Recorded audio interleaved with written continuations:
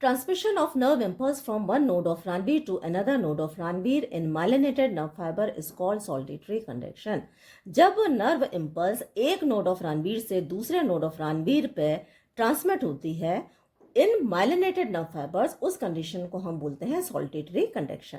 अब जो nerve fibres हैं ये दो तरीके के होते हैं। अनमाइलिनेटेड नर्व फाइबर्स जो कि नेकेड होते हैं, जिनके ऊपर माइलिन शीथ की कवरिंग नहीं होती। तो ऐसी कंडीशन में जो इम्पल्स है ये all along the nerve fibre membrane के ऊपर ट्रांसमिट होती है। लेकिन जो माइलिनेटेड नर्व फाइबर्स होते हैं इनके ऊपर एक व्हाइट कलर की कवरिंग होती है जिसको हम बोलते हैं माइलिन शीथ। और ये जो माइलिन शीथ है ये क्या करती है, it act as a insulator, यानी कि ये जो आयंस हैं इनको ये पास होने नहीं देती है ना। और जब ये आयंस पास नहीं होंगे तो जहां जहां पर माइलिन शीथ एब्सेंट होती है उन एरियाज को हम बोलते हैं नोड्स ऑफ रणवीर, और यहाँ पे मेम्ब्रेन परमेबिलिटी प्रेजेंट होती है।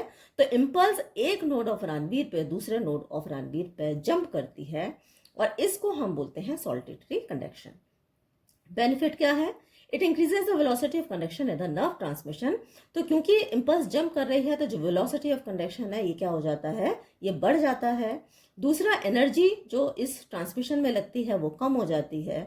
और जितने भी हमारे ऐसे रिस्पॉन्सेज हैं, रिफ्लेक्सेस हैं जिसमें हमको क्विक बिल्कुल रिस्पॉन्स चाहिए, तो वहां पर ये जो सॉल्टेटरी कंडक्शन है ये बहुत हेल्प करता है।